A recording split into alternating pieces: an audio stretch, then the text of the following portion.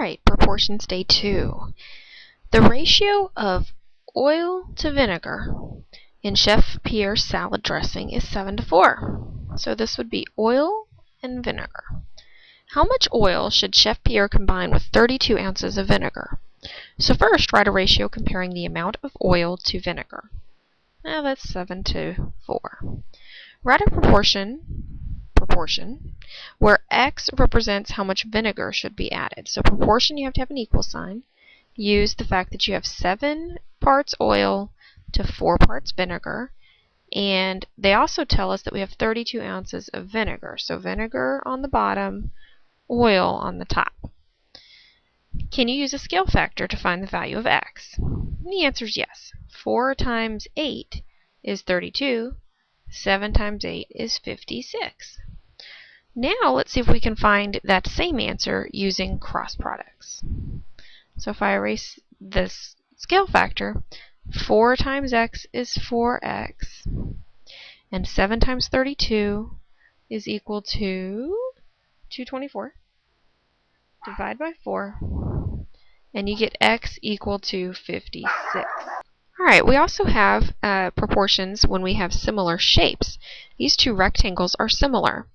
So for the first rectangle, you have 100 is to 4 as, and on the other rectangle, it's 25 is to x. So you do length to length, then width to width. Then you can solve. Cross multiply. You've got 100x equals, and then you've got 4 times 25, that's 100. Divide by 100, so x has to equal 1. Alright, a broken pipe was leaking water at a rate of 2 gallons every 5 minutes. Whenever they tell you a rate, that is also a ratio. So it's 2 gallons for every 5 minutes. It took 23 minutes to stop the leak. So if we put 23 minutes on the bottom, we should be able to figure out how many gallons of water were wasted. So if we cross multiply 2 times 23, you've got 46. And then 5 times x, you got 5x. And then you divide by 5. Then x is going to be 9.2 gallons of water that you lost. Alright, leafcutter ants weigh about 1.5 grams. One ant can carry a 4-gram piece of leaf that is about the size of a dime. So the weight of the ant is 1.5. The ant can carry 4 grams. Okay? Then if a person can carry proportionally as much as the leafcutter ant, how much should a 45,000 gram student carry? Well, 45,000 is the weight of the student, so it needs to go with the weight of the ant, and we want to know how much they can carry. So cross multiply. 1.5x has to equal, and if you multiply 4 times 45,000, let's see here, we get 0, 0, 0, 0, 2, that's 100,000. And then divide by 1.5, we should get 120,000 grams. Okay. Alright, the ratio of defective light bulbs produced to the total light bulbs produced is 3 to 500. So this is defective to total. How many light bulbs are expected to work? In other words, they're not defective when 12,000 are produced. That'd be a total.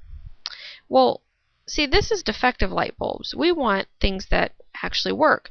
So if we do 500 minus 3, we find that there are 497 light bulbs that actually do work, 497 that work out of 500 total. So if we have 497 that work out of 500 total, and then that equals then the amount we expect to work out of 12,000, and if we cross multiply, then we should be able to solve for x. I'm going to let you fill in all the holes, but x is going to come out to 11,928. Alright, Brett walks at a speed of 4 miles per hour. That's also a rate, which is a ratio. So 4 miles in 1 hour. How far can he walk in 20 minutes? Well, we need to know his distance that he walks out of 20 minutes. You should stop here because you see that's hours and this is minutes. So we should take the hours and change that into 60 minutes. That way we can compare these things accurately. So now when we cross multiply, we get 60x equals 80. And if you divide, you're going to get 1 1/3 miles. Alright. A donut shop bakes 4 dozen donuts every 18 minutes. So 4 dozen every 18 minutes. How long will it take them to make 140 donuts? So we want 140 donuts. We need to figure out how many minutes. So that's 4x equals, oh, well, I'll let you fill in the blanks there.